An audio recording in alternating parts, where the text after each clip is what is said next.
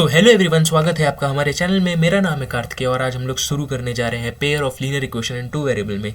और हम लोग इसमें सीखेंगे कि पेयर ऑफ लीनियर इक्वेशन को सॉल्व कैसे करते हैं, कैसे हम लोग वर्ड प्रॉब्लम को सॉल्व करते हैं, कैसे अप्रोच करते हैं वर्ड प्रॉब्लम्स को, और बहुत ही ज़्यादा कुछ, ठीक, और बहुत ही अलग अलग तरीके सीखेंगे यहाँ पर। तो चलिए देखते हैं सबसे पहले कि चैप्टर का नाम हमें क्या बताना चाह रहा है, पेयर ऑफ लीनियर इक्वेशन हमें क्या बताना चाह रहा है। ओके, तो चलिए शुरू करते हैं। तो सबसे पहले आप यहाँ नाम देख रहे हैं पेयर ऑफ लीनियर इक्वेशन, इसका जो दिया है यहाँ पे सबसे पहले वेरिएबल दिख रहा है हमें। ये वेरिएबल क्या डिनोट कर रहा है, तो आप जान रहे हैं कि एल्जेब्रिक एक्सप्रेशंस में जब भी कोई वैल्यूज अननोन होती है तो हम वहाँ उसको क्या लेट कर लेते थे, एक्स लेट कर लेते थे, या वाई लेट कर लेते थे, या जेड लेट कर लेते थे। कोई भी अल्फ़ाबेट यूज़ करते थे। बेसिकली हम लोग लोअर अल्फ़ाबेट्स को यूज़ करते थे। मतलब कौन से लोअर अल्फ़ाबेट्स, मतलब लोअर केस नहीं, लोअर अल्फ़ाबेट को हम लोग यूज़ करते थे। लोअर अल्फ़ाबेट कैसे, जैसे टी, यू, वी, नीचे के जो अल्फ़ाबेट आते हैं एक्स वाई, इसको हम वेरिएबल के लिए इस्तेमाल करते थे। ओके, तो जैसे हमें वेरिएबल क्या डिनोट कर रहा है, जब भी हमें कोई अननोन वैल्यू मिलती है तो अननोन वैल्यू के लिए हम लोग क्या इस्तेमाल कर लेते थे, वेरिएबल्स इस्तेमाल करते थे, जो एक्स वाई जेड, मतलब जिसकी वैल्यू क्या है, चेंज हो सकती है, उसी को वेरिएबल बोला गया है। वेरी कर सकती है जिसकी वैल्यू, उसी को वेरिएबल बोल दिया गया। ठीक है, अब यहाँ पर टू का क्या सेंस दे रहा है, टू को यहाँ ये बताना चाह रहा है कि यहाँ कितने वेरिएबल होंगे, दो वेरिएबल होंगे। दो वेरिएबल मतलब क्या होगा, या तो एक्स वाई हो सकता है, या तो वाई जेड हो सकता है, या तो एक्स जेड हो सकता है। यहाँ पर जो हम ज़्यादातर चैप्टर में यूज़ हो रहा होगा वो हमारा एक्स और वाई वेरिएबल ही यूज़ हो रहा होगा। ओके, फिर क्या बता रहा है, इक्वेशंस। अब ये इक्वेशंस क्या चीज़ डिनोट कर रहा है, इक्वेशंस मतलब इक्वल टू, मतलब कुछ चीज़ हमें इक्वल टू में मिलेगी, जैसे इक्वल टू 0 मिल सकता है, इक्वल टू कोई नंबर मिल सकता है, इक्वल टू कोई वेरिएबल मिल सकता है। ठीक है, तो इक्वल टू कोई वेरिएबल मिल सकता है। इस तरह से हमें कोई भी चीज़ इक्वल टू के बाद मिल सकती है। ठीक, लीनियर क्या दर्शा रहा है हमें, लीनियर याद करिए, हम लोग ने पॉलिनोमियल में पढ़ा था। लीनियर पॉलिनोमियल एक टाइप का पॉलिनोमियल था। लीनियर पॉलिनोमियल क्या बताता था वहाँ हमें लीनियर पॉलिनोमियल ये बताता था कि ऐसा पॉलिनोमियल जिसकी डिग्री कितनी हो भाई साहब, जिसकी डिग्री 1 हो। अगर कोई लीनियर पॉलिनोमियल है तो उसकी डिग्री कैसी होगी, 1 होगी वहाँ पर। ठीक है, तो इसीलिए यहाँ जो हमारे वेरिएबल्स होंगे उनके एक्सपोनेंट क्या होंगे, 1 होगा, उससे ज़्यादा कुछ नहीं हो सकता। एक्सपोनेंट मैक्स टू मैक्स 1 होगा तो अभी हम उसको लीनियर बोलेंगे। अगर उसके अलावा कुछ हो गया तो वो लीनियर इक्वेशन नहीं कहलाएगी। ठीक है, अब यहाँ पर आगे चलते हैं। पेयर, पेयर क्या डिनोट करता है, पेयर मतलब दो। ठीक है, तो पेयर यहाँ दो डिनोट करता है। कह रहा है pair of linear equation. Pair of linear equation मतलब यहाँ कितनी इक्वेशंस होंगी, हमारे पास दो इक्वेशंस होंगी। जैसे हम अगर स्टैंडर्ड फॉर्म में लिखे तो क्या लिख सकते हैं, a1x plus b1y plus c1 equals to 0। ये हमारी इक्वेशन हो गई। a1x plus b1y plus c1 equals to 0, ये पहली इक्वेशन हो गई। इसी तरीके से हमारी दो इक्वेशंस होंगी। दूसरी इक्वेशंस क्या होगी, a2x plus b2y plus c2 equals to 0। ये हमारी क्या बन गई भाई, ये बन गई हमारी दूसरी इक्वेशन। तो पहली इक्वेशन क्या हो गई, a1x plus b1y plus c1 equals to 0, a2x plus b2y plus c2 equals to 0, ये हमारी दूसरी इक्वेशन बन गई। अच्छा, यहाँ पर आप देख रहे हैं a1 b1 c1, ये क्या है, a1 b1 c1 क्या है भैया, तो a1 b1 c1 दरअसल हमारे पास ये जो a1 b1 c1 है ये हमारे कुछ कांस्टेंट वैल्यूज़ है। ठीक है, ये a1 b1 c1 जो है ये हमारी कांस्टेंट वैल्यू को डिनोट कर रहा है। ठीक, a2 b2 और c2 भी क्या कर रहा है, ये कांस्टेंट वैल्यूज है। ये हमारे ग्राफ में या फिर जो हमारी इक्वेशंस हैं वो एक कांस्टेंट वैल्यू को डिनोट कर रहा है। कौन डिनोट कर रहा है, a1 b1 और c1 डिनोट कर रहा है। ठीक है, अच्छा, फिर हमने बात करी कि जब भी कोई लीनियर इक्वेशंस बनेगा, जब भी कोई लीनियर इक्वेशन बनेगा या कोई लीनियर टर्म का कुछ एक्सप्रेशन होगा और हम उसका ग्राफ रिप्रेजेंट करना चाहेंगे, क्या बनाना चाहेंगे, ग्राफ रिप्रेजेंट करना चाहेंगे, तो वो ग्राफ हमेशा कैसा होगा हमारा, वो ग्राफ हमेशा स्ट्रेट लाइन होगा। और अगर दो ग्राफ बन रहे हैं तो दो इक्वेशन, तो दो लाइन खींचेगी यहाँ पर।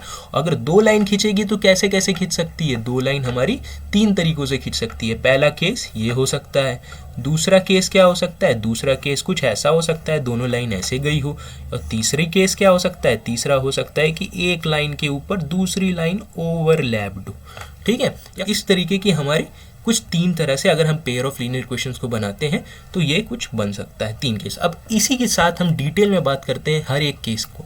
ठीक, तो हमने पहले केस की क्या बात करी, पहला बात किया कि जब हमारा जो हमारे एक्स वाई एक्सिस पे जब मैं इस ग्राफ को रिप्रेजेंट करूंगा इस पेयर ऑफ, अभी मैंने आपसे थोड़ी थोड़ी चीज़ों के बारे में बात करी, जैसे ये लीनियर इक्वेशन क्यों बोलते हैं, ठीक, A1 B1 C1 A2 B2 C2 क्या है, ठीक। इसी तरीके से जब हम इस ग्राफ को रिप्रेजेंट करेंगे, मतलब इस इक्वेशंस को ग्राफ के फॉर्म में रिप्रेजेंट करेंगे, तो हमारा ग्राफ कैसा होगा, हमारा ग्राफ स्ट्रेट लाइन होगा। और वो कैसे हो सकता है, कुछ दोनों ग्राफ, ये पहली इक्वेशन मान लीजिए कि आप पहली इक्वेशन रिप्रेजेंट करें तो ऐसे आई, और दूसरी इक्वेशन को जब रिप्रेजेंट किए तो ऐसे आई।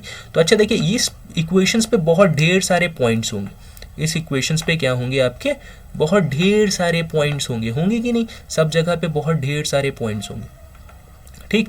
एक पॉइंट ऐसा यहाँ मिल रहा है जहां पर देखिए एक्स, पहली वाली इक्वेशन और दूसरी वाली इक्वेशन दोनों पे ही ये पॉइंट्स आ रहा है, ये इक्वेशन, ठीक। तो यहीं पर हमें क्या मिलेगा, सॉल्यूशन फाइंड होगा। किसका सॉल्यूशन फाइंड होगा, इन पेयर ऑफ इक्वेशंस का सॉल्यूशन मिलेगा। कोई आंसर मिल सकता है हमें, एक्स और वाई में कुछ भी कोई वैल्यू मिल सकती है। देख रहे हैं ये कॉमन पॉइंट, जहां ये वाला पॉइंट जो हमारे पहली वाली इक्वेशंस में भी आ रहा है, दूसरी वाली इक्वेशंस में आ रहा है। तो ये सॉल्यूशन कैसा होगा, एक हट के सॉल्यूशन है, एक यूनिक सॉल्यूशन होगा, जो पहली इक्वेशंस में भी आ रहा है और दूसरी इक्वेशन में आ रहा है, ये पॉइंट, ठीक, यहाँ पर। तो अच्छा, अब ये समस्या आएगी कि भैया हम इक्वेशंस को हम देख के कैसे पहचानेंगे कि ये हमारी जो पेयर ऑफ इक्वेशंस है उनको हम देख के पहचानेंगे कैसे। तो इसके लिए हमें क्या दिया गया है, हमें कुछ चीज़ें दी गई हैं। कैसे दी गई हैं, जैसे हम A1/A2 का रेशियो निकालेंगे। A1 क्या है, x का कोफिशिएंट पहली इक्वेशन में, और दूसरी इक्वेशन में A2 क्या है, x का कोफिशिएंट दूसरी इक्वेशन में। इनका रेशियो निकालेंगे और क्या निकालेंगे, B1/B2 का रेशियो निकालेंगे। B1/B2 क्या है भैया, ये y का कोफिशिएंट है पहली इक्वेशन से, और B2 क्या है, वे y का ये भी कोफिशिएंट है दूसरी इक्वेशन से। अगर ये दोनों रेशियो जो है ये अनइक्वल आते हैं, ये दोनों रेशियो कैसे आते हैं हमारे, अनइक्वल आते हैं, तो वो हमारा कौन सा होगा, फर्स्ट केस होगा। कैसा होगा, हमारा फर्स्ट केस होगा। अच्छा, फर्स्ट केस को हम क्या बोलेंगे, केस, फर्स्ट केस को बोलेंगे क्या, ये हमारा यूनिक सॉल्यूशन को रिप्रेजेंट कर रहा होगा। किसको रिप्रेजेंट कर रहा होगा, यूनिक सॉल्यूशन को रिप्रेजेंट कर रहा होगा। क्यों यूनिक सॉल्यूशन बोल रहे हैं आप, यूनिक सॉल्यूशन आप क्यों बोल रहे हैं, तो आप देख रहे हैं यूनिक सॉल्यूशन इसलिए बोला जा रहा है क्योंकि देखिए यहाँ पर एक ही ऐसा पॉइंट मिल रहा है जिसमें हमारा x पहली वाली इक्वेशन और दूसरी वाली इक्वेशन दोनों के दोनों आ रहे हैं।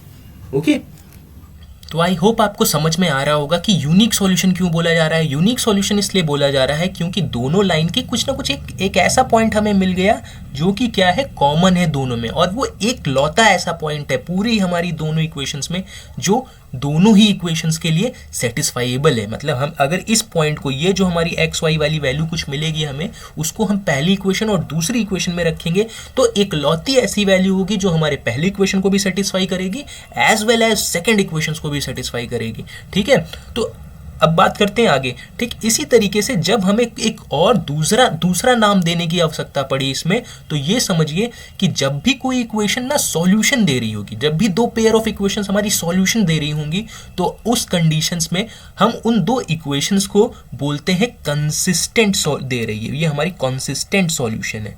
कैसा सॉल्यूशन है, कंसिस्टेंट। जब हमें एक्स एंड वाई की वैल्यू कुछ मिल रही होगी, कुछ हमें प्राप्त होगी एक्स और वाई की वैल्यू, तो वो क्या कहलाएगी कंडीशन, वो कहलाएगी कंसिस्टेंट सॉल्यूशन कहलाएगा। ओके, तो वो सॉल्यूशन हमारा कंसिस्टेंट सॉल्यूशन कहलाएगा। इसी तरीके से अगर सॉल्यूशन ना मिले तब वो क्या कहलाएगा, तो उस केस में इनकंसिस्टेंट कहलाएगा। कहीं भी हम सॉल्यूशन मिला तो कंसिस्टेंट, और कहीं भी सॉल्यूशन नहीं मिला तो वो इनकंसिस्टेंट कहलाएगा। ओके, इसी तरीके से अगर ये जो लाइन है हमारी, पहले केस के बारे में हमने बात कर लिया, लाइन ये दोनों एक दूसरे को इंटरसेक्ट कर रही है। क्या कर रही है, इंटरसेक्ट कर रही है, तो इसी पॉइंट को हम इंटरसेक्टिंग लाइंस भी बोलेंगे।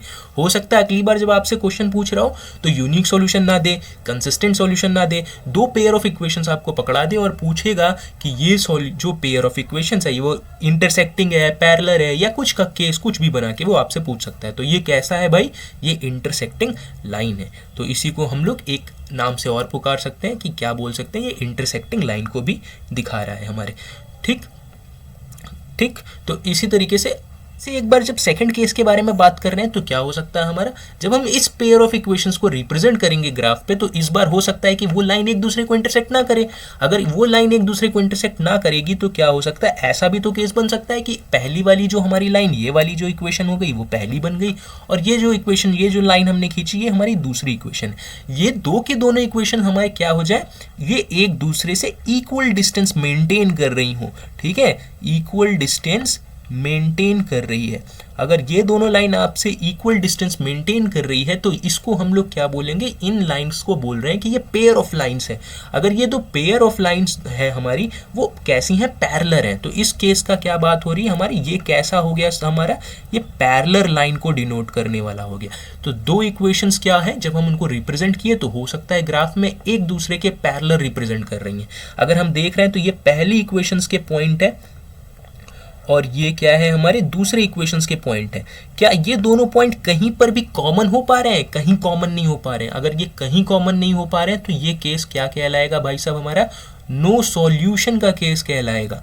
कौन सा केस कहलाएगा, नो सॉल्यूशन। तो इस कंडीशन को हम क्या बोलेंगे, नो सॉल्यूशन, कोई सॉल्यूशन नहीं मिला। और हमने पहले भी बात करी, अगर कोई सॉल्यूशन ना मिले तो हम उसको क्या बोलते हैं, अगर कोई सॉल्यूशन ना मिले तो हम उसको बोलते हैं इनकंसिस्टेंट। जैसे सॉल्यूशन मिलता था तो हम कंसिस्टेंट बोलते थे, अगर कोई सॉल्यूशन नहीं मिल रहा है तो हम उसको इनकंसिस्टेंट सॉल्यूशन बोल रहे हैं। ठीक है, तो ये कैसा है हमारा, इनकंसिस्टेंट है। ठीक है, तो अब भैया पहचानेंगे कैसे कि ये इनकंसिस्टेंट है, तो जैसे हमने आपको वहां बताया था रेशियो निकालना, उसी तरीके से यहाँ पर भी एक है, A1/A2 equals to B1/B2 does not equals to C1/C2। अगर हम लोग A1 और B1 का A1/A2 का रेशियो निकालते हैं, A1 क्या है हमारा, coefficient of x in first equation, A2 क्या है, coefficient of x in second equation, B1 क्या है, coefficient of y in first equation, B2 क्या है, coefficient of y in second equation. C1 C2 constant value है पहली equation और दूसरी इक्वेशन की। अगर हमारे ये ratio A1/A2 ratio B1/B2 ratio के बराबर आ जाते हैं, तब हम क्या करेंगे, ये चेक करेंगे कि हमारा C1 और C2 कैसा है। तो अगर C1 और C2 इन दोनों से अनइक्वल आते हैं तो वो किसको रिप्रेजेंट कर रहा होगा, वो रिप्रेजेंट कर रहा होगा पैरेलल लाइन को, नो सॉल्यूशन को, या इनकंसिस्टेंट सॉल्यूशन को रिप्रेजेंट करेगा। तो ये था हमारा सेकंड केस। हमने क्या बात किया कि हमें यहाँ 3 केस मिलेंगे, तो लास्ट केस के बारे में देखते हैं जल्दी से। बन गई। अब इसी तरीके से क्या हुआ, हमारी दूसरी इक्वेशन जस्ट इसके ऊपर आ गई, ओके, जो ब्लैक वाली है। तो ये हमारी बन गई इक्वेशन सेकेंड। तो पहली इक्वेशन और दूसरी एक इक्वेशन एक दूसरे के ऊपर आ गई, तो इसी को हम कॉन्सिडेंट लाइन बोलते हैं। क्या बोलते हैं, कॉन्सिडेंट लाइन। ठीक, कॉन्सिडेंट लाइन बोलते हैं इसी को। अब इस कॉन्सिडेंट लाइन को आप देख रहे हैं, तो ये कब हो रहा होगा भैया, कॉन्सिडेंट लाइन कब हो रहा होगा। अगर देखिए कॉन्सिडेंट लाइन हो रहा होगा तो आपको खुद समझ में आ रहा है कि हर एक पॉइंट पे एक सॉल्यूशन मिल रहा होगा, एक नया सॉल्यूशन हर एक पॉइंट पे मिल रहा होगा। तो इसी तरीके से हम बोल सकते हैं यहाँ पर, यहाँ कौन सा केस है, ये हमारा इनफाइनाइट सॉल्यूशन का केस है या मेनी सॉल्यूशन का केस है। कौन सा केस है, मेनी सॉल्यूशन। ठीक, बहुत ढेर सारे हमें सॉल्यूशन मिलेंगे, और अगर कभी सॉल्यूशन मिल गए तो हम क्या बोलते हैं उसे, हम उनसे बोलते हैं कंसिस्टेंट सॉल्यूशन। तो यहाँ पर हमारा क्या हो जाएगा, कंसिस्टेंट सॉल्यूशन हो जाएगा। तो कभी भी जब भी सॉल्यूशन मिल गया तो वो केस कौन सा होता है, वो कंसिस्टेंट सॉल्यूशन होता है। तो अब ये बात हुई कि भैया इसको पहचानेंगे कैसे कि ये कंसिस्टेंट सॉल्यूशन है। तो कंसिस्टेंट सॉल्यूशन पहचानने के लिए जैसे हमने पहले 2 रेशियोज निकाल के सीखे, सेम ऐसे यहाँ पर भी है, A1/A2 equals to B1/B2 equals to C1/C2। ये तीनों का तीनों रेशियो अगर बराबर आ जाता है कभी, तो वो लाइन क्या रिप्रेजेंट कर रही होगी, वो कॉन्सिडेंट लाइन होगी, मैनी सॉल्यूशन दे रही होगी और कंसिस्टेंट होगी अगर सॉल्यूशन मिल रहा है तो। ठीक है, लेकिन यहाँ जो सॉल्यूशन होगा हमारा x और y की वैल्यू, वो एक दूसरे पे डिपेंडेंट होगा। इसके बारे में हम लोग आगे बात करेंगे।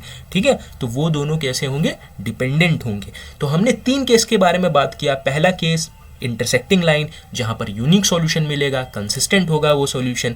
दूसरे केस के बारे में हमने बात किया जब लाइन एक दूसरे के पैरेलल होगी और उस कंडीशन पे कोई सॉल्यूशन नहीं मिल रहा होगा, वो हमारा क्या कहलाएगा, इनकंसिस्टेंट केस कहलाएगा। थर्ड केस में क्या होगा, वहां मेनी सॉल्यूशन मिल रहे होंगे। क्यों मेनी सॉल्यूशन, क्योंकि लाइन एक दूसरे के ऊपर ओवरलैप्ड होगी, ओवरलैप या कॉन्सिडेंट लाइन होगी। तो कॉन्सिडेंट लाइन हो या ओवरलैप लाइन हो, वो दोनों एक दूसरे के ऊपर एक है। ठीक है, तो इस तरीके से मेनी सॉल्यूशन हो रहा होगा। अगर मेनी सॉल्यूशन की बात कर रहे हैं तो ये क्या है, कंसिस्टेंट सॉल्यूशन। ठीक है, ये भी एक कंसिस्टेंट है क्योंकि यहाँ पर भी हमें x और y की कोई ना कोई सॉल्यूशन मिलेगा, लेकिन यहाँ पर क्या होगा, बहुत ढेर सारा सॉल्यूशन मिलेगा हमें। ठीक है, तो ये हमारे 3 केस हो गए।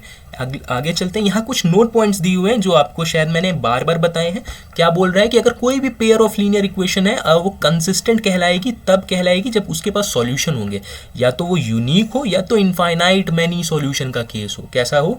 इनफाइनाइट मैनी सॉल्यूशन का केस हो या तो यूनिक वाला केस हो, तब वो क्या कहलाएगी? हमारी कंसिस्टेंट कहलाएगी। हमने बार बार बात किया कंसिस्टेंट का, जब सॉल्यूशन मिलेगा, और जब सॉल्यूशन नहीं मिलेगा तो इनकंसिस्टेंट वाला केस।